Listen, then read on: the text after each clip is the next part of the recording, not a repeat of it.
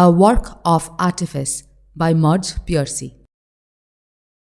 The bonsai tree in the attractive pot could have grown 80 feet tall on the side of a mountain till split by lightning. But a gardener carefully pruned it. It is 9 inches high. Every day, as he whittles back the branches, the gardener croons, "It is your nature to be small and cozy, domestic and weak. How lucky little tree to have a pot to grow in." With living creatures, one must begin very early to dwarf their growth. The bound feet, the crippled brain, the hair in curlers, the hands you love to touch. The poem A Work of Artifice is written by Marge Piercy. She is an American activist and a writer. In the poem, the speaker is a woman who expresses her strong feelings to convey the poem's message. The poet hints at important ideas in the poem, such as how men can be deceitful and how women can feel oppressed. The title of the poem itself gives us a good clue about what is going to happen next. The poem can be seen as an allegory. That means the lines of the poem carry hidden meanings beneath the surface. Additionally, it can also be categorized as a narrative poem because it tells us the story of the bonsai tree. Now, the central theme of Marge Piercy's poem, A Work of Artifice, revolves around the oppression experienced by women.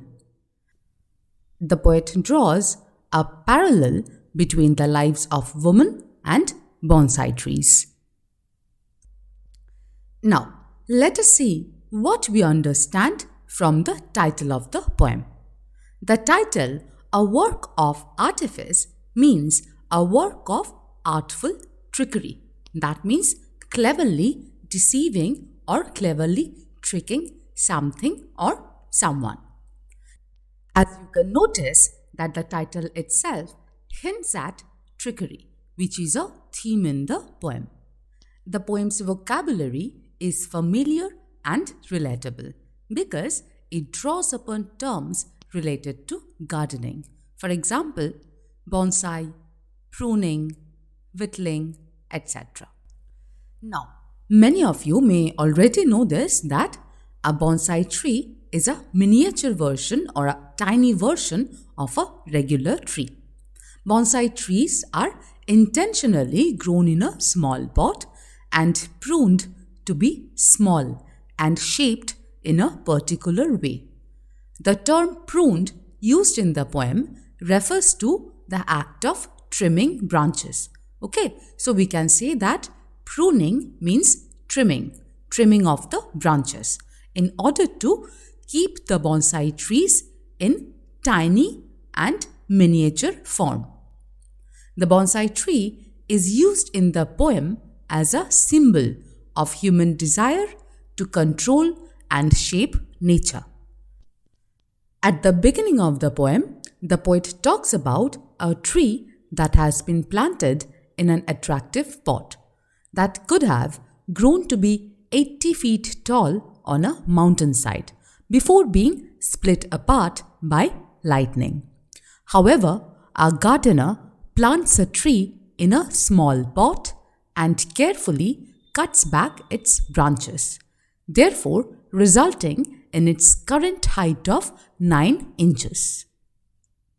Marge Piercy uses the phrase attractive pot to describe the container in which the bonsai tree is planted. The poet probably used the words attractive pot to highlight the aesthetic appeal of the container. We know that the word aesthetic is used to talk about beauty or art, and it is also used to talk about people's appreciation of beautiful things. Here, at the same time, the phrase also emphasizes the artificiality of the bonsai tree's environment and the ways in which human intervention has shaped and controlled its growth. The phrase "till split by lightning," used in the first line of the poem, refers to the fate of the tree if it were allowed to grow in its natural environment. We know that there are always chances of destruction and loss in the natural world. The first line of the poem is a metaphor for the natural course of life. That means even the strongest and the tallest trees can be destroyed by the forces of nature. The gardener here prunes the bonsai tree. The reason why the gardener prunes the tree is to create a specific aesthetic effect. Okay? Therefore, by carefully shaping and trimming the tree, the gardener can create a work of art that is both beautiful and evokes an emotional response. Please notice that the lines in the poem are short and lend a sing-song tone to the poem. The line, "Every day as he whittles back the branches," seems broken, just like the whittling of a bonsai branch. Therefore, we can say that the deliberate use of short and uncomplicated lines are significant as they highlight a sense of urgency in the poem. Here, the phrase "whittling back the branches" refers to the careful and precise cutting of the tree's branches in order to give it a beautiful shape. In the fourth line of the poem, "Every day as he whittles back the branches, the gardener croons." Here, the verb croons refers to the gardener singing or humming softly, therefore creating a soothing atmosphere while attending to the tree. This suggests that the gardener finds joy and contentment in the process. According to the gardener, in the poem, the nature of the bonsai tree is to be small and cozy, domestic and weak. The gardener also believes that the tree is naturally meant to be confined and limited rather than be tall and robust, that is, in its nature.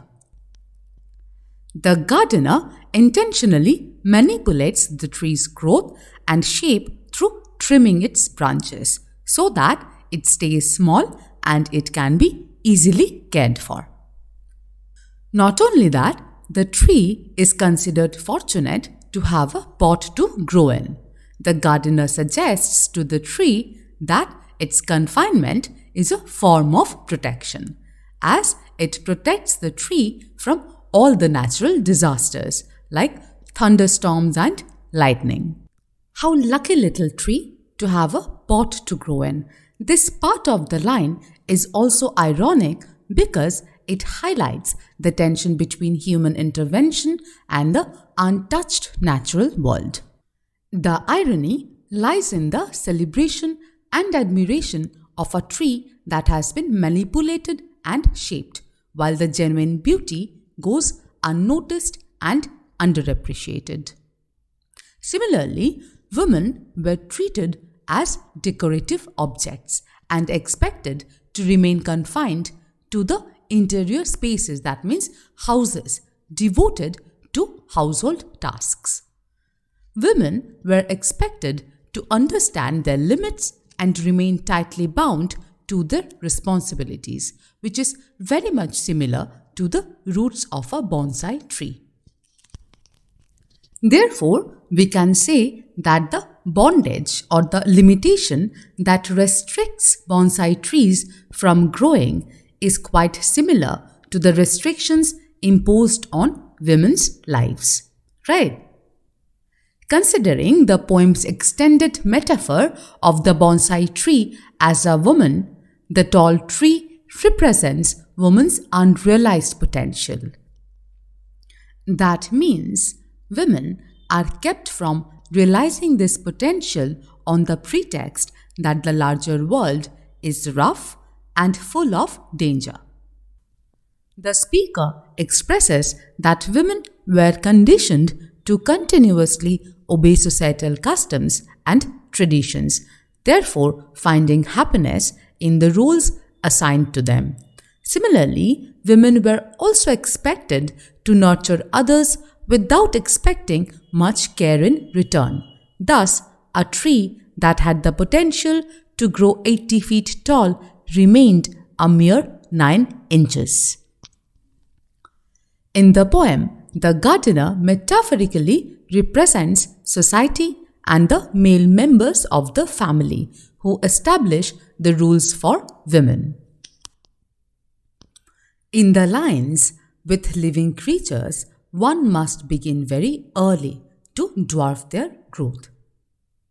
The speaker expresses that from a young age, every girl is conditioned to understand and respect these societal rules.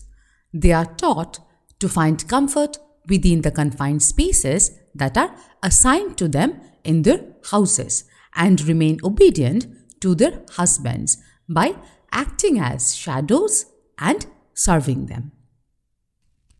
In the literal sense, this line means to make a bonsai tree thrive and look beautiful, one must start early when it is a young plant, because it takes a long time and careful work to shape and trim the bonsai tree into a desired form. When we talk about a dwarf bonsai, it means intentionally keeping the tree small and compact. This helps create a tiny version of a regular-sized tree. In the last line of the poem, the terms dwarf and crippled are used to describe the bonsai tree. Now, the bonsai tree is termed as dwarfed because it is grown in a small pot, which limits its growth, while the tree is termed as crippled because it is pruned and shaped in order to fit a specific appearance. Symbolically, these terms represent the restrictions that society and culture put on women. The speaker expresses that society expects women to fit into certain standards of beauty and behavior, just like shaping and pruning a bonsai tree. The bonsai tree is used as a metaphor in the poem for how women are molded, trimmed, and confined by society's expectations. In the last line of the poem, the term bound feet describes a practice in Chinese culture where young girls' feet were tightly wrapped and prevented from growing, thus resulting in more feminine feet. In the poem, this term is used as a comparison to show how women have also been limited and controlled by society's ideas of beauty and behavior. The poem also suggests that both women and the tree have the potential to grow and thrive if they are allowed to be themselves without any constraint. The phrase, "the hair in colors," in the last line of the poem is a reference to the beauty rituals that women undertake in order to obey to the society's expectations of how they should appear. All of these phrases mentioned before suggest the stereotypical, vulnerable, and weak attributes of a woman, which is exactly what the speaker wants his woman to be. The phrase, "the crippled brain," in the last line means that the gardener can cripple her brain by programming her to think in the way she should appear and make her believe that it is the only way she can be accepted in the society. Marge Piercy criticizes the patriarchal systems prevalent in most societies, noting that despite modern advancements, ancient customs still continue to obstruct women from living fulfilling lives.